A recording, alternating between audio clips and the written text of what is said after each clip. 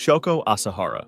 On March 20th, 1995, members of the Japanese cult Shinrikyo carried out a sarin gas attack on 5 Tokyo subway trains. 13 people were killed, dozens were seriously injured, and thousands more were affected. Prosecutors later said that the cult's leader himself, Shoko Asahara, ordered the attack after learning police planned large-scale raids on the group, hoping to distract them. Instead, it led to nationwide raids that uncovered stockpiles of chemicals capable of producing enough sarin to kill millions, as well as weapons and other illegal items at Aom's headquarters near Mount Fuji. On May 16, 1995, police found Asahara hiding inside a wall of one of the cult's buildings and arrested him. He was charged with 27 murders overall, and prosecutors argued that he planned to overthrow the Japanese government and make himself emperor, or at least stop police from shutting down the cult. His trial lasted over 7 years. In February 2004, he was sentenced to death by hanging. Appeals claiming he was mentally unfit failed, and 2 retrial requests were denied. So on July 6, 2018, Shoko Asahara was executed along with 6 senior members of the cult. Jim Jones.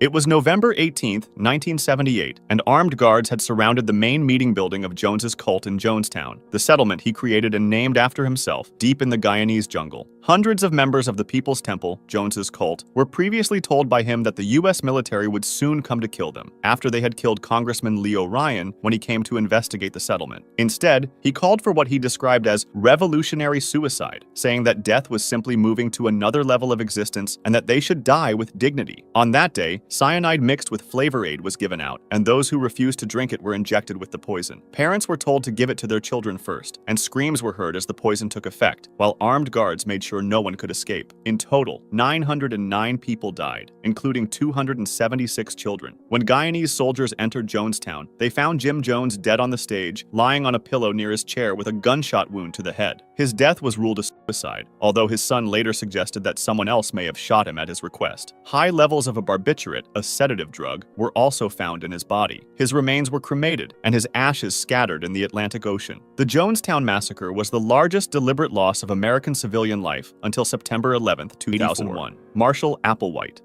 In March 1997, members of the Heaven's Gate group, led by Marshall Applewhite, isolated themselves in a mansion in Rancho Santa Fe in California. Applewhite told them that a spacecraft was following the approaching comet Hale-Bopp and would take them to a higher level of existence. He claimed the ship was being hidden by the government and that his long-dead partner, Bonnie Nettles, was on board waiting for them. The group recorded farewell videos, praising Applewhite and calling the plan their final exit. In his own last message, Applewhite said they hated life on Earth and were ready to leave it. Over 3 days, starting around March 22nd, most members took a mix of drugs and alcohol, then placed plastic bags over their heads. They wore identical black uniforms with Nike shoes, and each had a small bag next to them containing a few dollars in identification. Applewhite was among the last 4 to die, helped by 3 others who then killed themselves. His body was found on the bed in the master bedroom. Medical examiners later found that he did not have cancer, as he had believed, but he did have heart disease. On March 26th, police arrived after an anonymous tip and discovered 39 bodies. It was the largest mass suicide of U.S. citizens since Jonestown in 1978. Most of those who died had been in the group for about 20 years, fully devoted to Applewhite's teachings.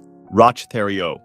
In the late 1980s, Gabrielle Lavallee, a former member of the Ant Hill Kids, suffered extreme abuse in the Ontario commune led by Roch Thériault, leader of the Ant Hill Kids. She was burned on her private parts with a welding torch, had a broken hypodermic needle lodged in her back, and had 8 teeth forcibly removed. After Thériault mutilated her as punishment for her first escape, she escaped again and went to the authorities. Thériault was arrested for assault, effectively ending the Ant Hill Kids. For years, officials had suspected abuse but couldn't fully investigate because the commune was registered as a church. Then, on February 26, 2011, Thériault, at 63 years old, was found dead near his cell in Dorchester. His cellmate, Matthew Gerard MacDonald, already serving life for another murder, had stabbed him in the neck with a homemade shiv. MacDonald then walked to the guards, handed them the weapon and said, "That piece of shit is down on the range. Here's the knife. I've sliced him up." He later pleaded guilty to second-degree murder and received another life sentence.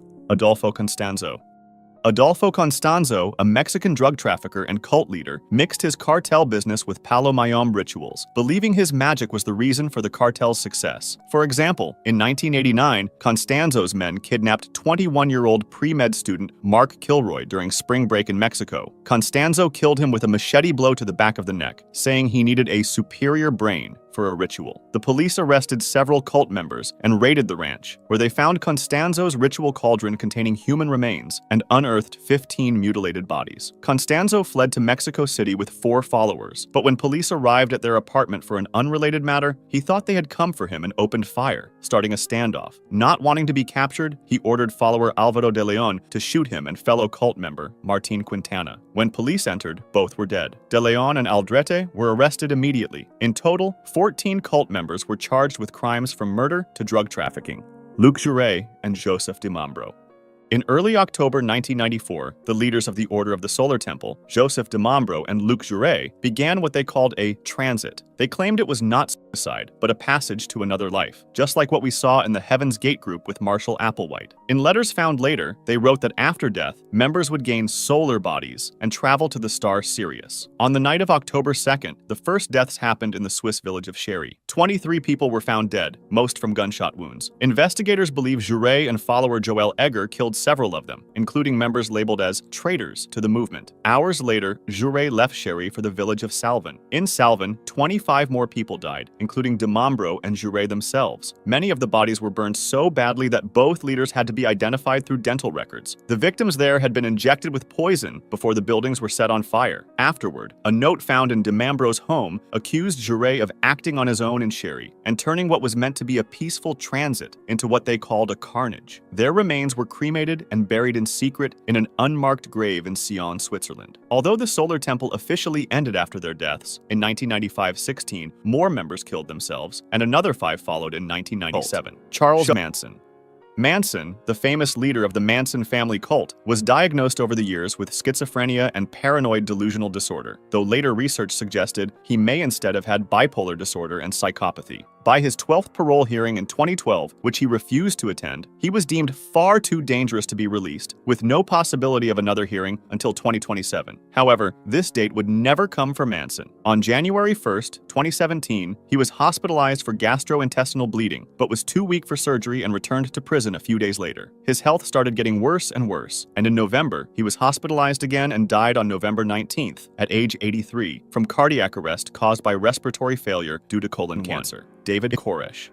On February 28, 1993, federal agents moved in on the Branch Davidians' Mount Carmel Center in Texas. The raid quickly turned into a gun battle that killed 4 agents and 6 members of the religious group. So after that, the FBI took over, treating the situation as a hostage crisis. For 51 days, negotiators spoke with the group's leader, David Koresh, who had been wounded in the initial shootout. Koresh insisted he needed time to finish religious writings before he would consider surrendering. By April 19th, however, U.S. Attorney General Janet Reno approved the FBI's plan to force an end to the standoff. Using an armored vehicle with a battering ram, agents began pumping tear gas into the building to push the Davidians out. Instead, fires broke out inside the compound, spreading quickly. Barricaded within, 79 people died, including 21 children under the age of 16. Autopsies showed that many didn't die from the flames, but from single gunshot wounds to the head, and Koresh himself was among them. His body was badly burned, and it was never confirmed whether he shot himself or was killed by someone else. One FBI theory suggested that Steve Schneider, Koresh's top guy, may have killed him before taking his own life. These events also influenced the Oklahoma City bombing 2 years later, which was carried out on the anniversary of the siege's final day, killing 168 people and injuring 684.